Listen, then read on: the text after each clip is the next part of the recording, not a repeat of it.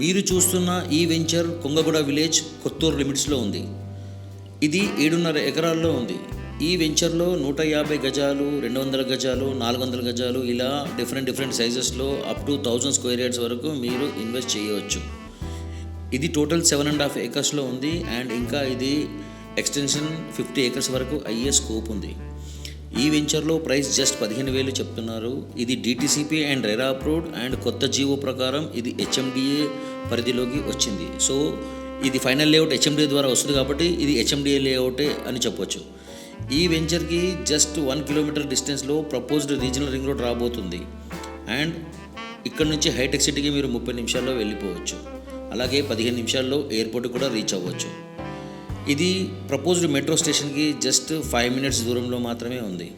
ఈ వెంచర్ చుట్టుపక్కల పెద్ద కంపెనీస్ అంటే Microsoft, LV Prasad institute, My Home smart city, aerolite, Pokarna engineering stones లాంటి కంపెనీస్ ఒక 4-5 కిలోమీటర్ రేడియస్లో ఉన్నాయి.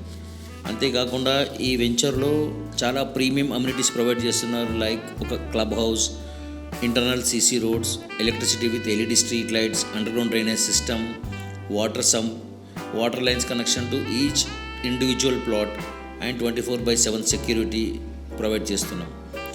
దీనికి మేజర్ అడ్వాంటేజ్ ఏంటంటే ఈ వెంచర్ చుట్టుముట్టు రీసెంట్గా లాస్ట్ 1 ఇయర్లో ఒక 20-25 హౌసెస్ న్యూలీ కన్స్ట్రక్టెడ్ అయ్యాయి.